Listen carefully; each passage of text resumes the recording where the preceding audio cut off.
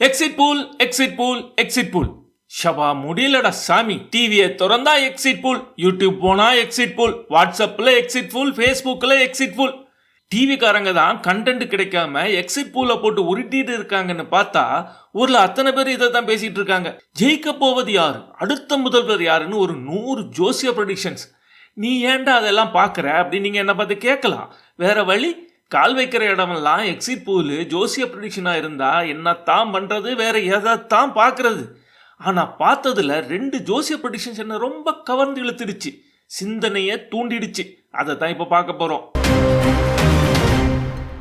சாணக்கியாவின் YouTube channel குரு, இதுல பெருங்குளம் ராமகிருஷ்ணன் என்கிற பரம்பரை ஜோசியரின் பேட்டியை தான் பார்க்க போறோம். முதல்ல எடுத்த எடுப்பிலேயே ஸ்திரத்தன்மை இல்லாத ஒரு அரசியல் சூழல் வரும் அப்படின்னு சொல்லி இருக்காரு இவர் பேட்டியில. சிம்மத்துல எப்போதெல்லாம் சனியினுடைய சஞ்சாரமோ அல்லது ராகு கேதுகளுடைய சஞ்சாரமோ இருக்கும்போது அப்போ தமிழ்நாட்டில் ஒரு ஸ்திரமாக இல்லாத ஒரு அரசியல் சூழ்நிலைகள் வரும். அது சரி, வந்திருக்கும் எக்ஸிட் பூல் அதை தானே சொல்லுது. இதை சொல்ல சோசியம் தெரியணுமான்னு அசால்ட்டா நினைச்சிட்டு மேலே பார்த்தா தொங்கு சபையோ மெஜாரிட்டி சபையோ எது வந்தாலும் 5 வருஷம் நிலைக்காது, தலைமை மாற்றமோ ரீஎலெக்ஷனோ வரும்னு சொல்றார் ஜோசியர். 5 வருஷம் கண்டினியூ பண்ணுவதற்கான வாய்ப்புகள் இல்லை. ஓஹோ, கண்டிப்பாக அதில் ஏதோ ஒரு தலைமை மாற்றமோ இல்லை ரீஎலெக்ஷனோ அந்த மாதிரி தான் இருக்கக்கூடிய அம்சம் இருக்குது.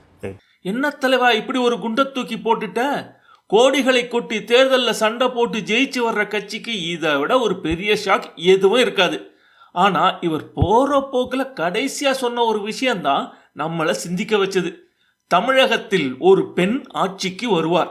இந்த 2 வருஷத்தில் சனி பகவான் மீனத்தில் சஞ்சாரம் பண்ணக்கூடிய காலகட்டத்திலேயே ஏதோ ஒரு பெண் ஒரு ஆட்சிக்கு வருவதற்கான வாய்ப்புகள் ரொம்ப ரொம்ப அதிகம். ஓஹோ, தமிழ்நாட்டிலே இல்லை இந்தியாவில்? தமிழ்நாட்டில். இதுதான் நம்ம சிந்தனையை அப்படியே தூண்டி விட்டுடுச்சு. யார் அந்த பெண்? அரசியல் குழப்பங்களை எல்லாம் சரி செஞ்சு ஆட்சியை பிடிக்க போற பெண்.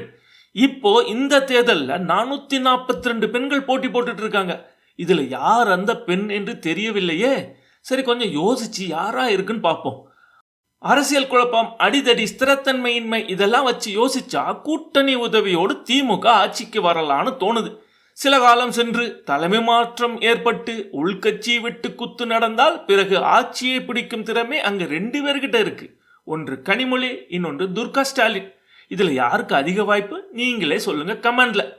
சரி, அதிமுக பக்கம் வருவோம்.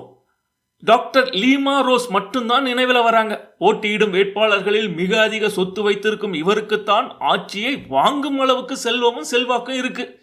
ஒருவேளை அமித்ஷா சொன்னது போல என்டிஏ கூட்டணி ஆட்சி என்றால் மத்திய அரசின் ஆசையோடு தமிழிசை ஆயிடுவாங்களோ? சும்மா சொல்லக்கூடாது, கவர்னர் ஆகும் அளவுக்கு ஜாதகத்துல லக்கு மேடு சூப்பரா இருக்கு அவருக்கு. அது இவரை முதல்வராகவும் ஆக்கிவிடலாம். ஒருவேளை கமலையே தோற்கடித்த வானதிக்கு கிடைக்குமா வாய்ப்பு? இன்னொரு பிரபலமும் இருக்காங்க அந்த கட்சியில, விஜய் தாரணி. அவங்களையும் நம்ம மிஸ் பண்ணிட முடியாது. ஒருவேளை எங்களால முடியலைங்க, நீங்களே வந்து ஆட்சி செய்யுங்கன்னு சின்னம்மாவை சிம்மாசனத்துல ஏத்தி விட்டுடுவாங்களோ? விஜய் கூட்டத்தில் பிரபலமாக யாரும் இல்லைனாலும் போட்டியிடும் கண்மணிகளில் யாருக்கோ அதிர்ஷ்டம் அடிக்கலாம். ஒருவேளை அண்ணன் அண்ணியை களத்தில் இறக்கி விட்டுடுவாரோ? சரித்திரம் திரும்புது போல. அதுதான், அண்ணி ஓட்டு மட்டும்தானே போட்டாங்க, போட்டி போடலையேன்னு கேட்காதீங்க. பதவிக்கு வந்துட்டு இடைத்தேர்தலில் போட்டி போட்ட பல சம்பவங்கள் நடந்திருக்கு, மறந்து போச்சா? இப்படி நீங்கள் எந்த கட்சியும் யூகிச்சிடலாம். ஆனால் யாராலும் யூகிக்க முடியாத கட்சி நாம் தமிழர். 100க்கும் அதிகமான பெண்மணிகள் போட்டி போடுறாங்க. இதில் யாருன்னு சொல்ல எந்த ஜோசியக்காரனாலும் சொல்ல முடியாது. எது எப்படியோ அடுத்து வரும் நாட்கள் பரபரப்பாக இருக்க போகுது.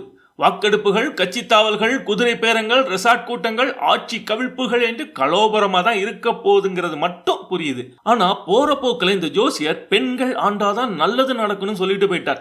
யாரை வச்சு சொல்லியிருப்பார்? எமர்ஜென்சியை கொண்டு வந்த இந்திராவையா, மாயாவதியையா, மம்தா பானர்ஜியையா, உமா பாரதியையா, ஆனந்த்பென் பட்டேலையா, மெஹபூபா முக்தியா, ராபரி தேவியையா, இல்லை ஜெயலலிதாவையா? யாரை மனசுல வச்சு இப்படி ஒரு வார்த்தையை சொல்லியிருப்பார்? உங்களுக்கு தெரிஞ்சா கமெண்ட்ல சொல்லுங்க மக்களே.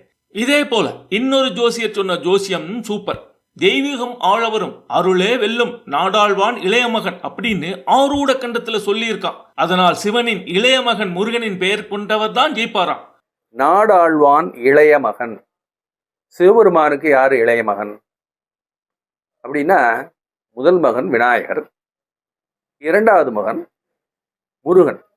இந்த முருகன் அப்படிங்கிற பெயருடையவங்க தான் இந்த வருங்கால ஆட்சியை அமைக்க போறாங்க அப்படின்னு சொல்லி மிக தெளிவாக இந்த ஆரூட காண்டத்திலிருந்து.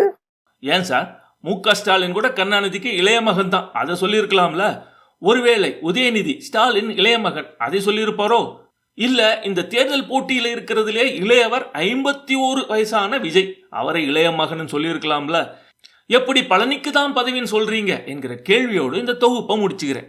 நீங்களும் இப்படி பல ஆருடங்கள் ஜோசியங்கள் எல்லாம் பார்த்து மிரண்டு போயிருப்பீங்க.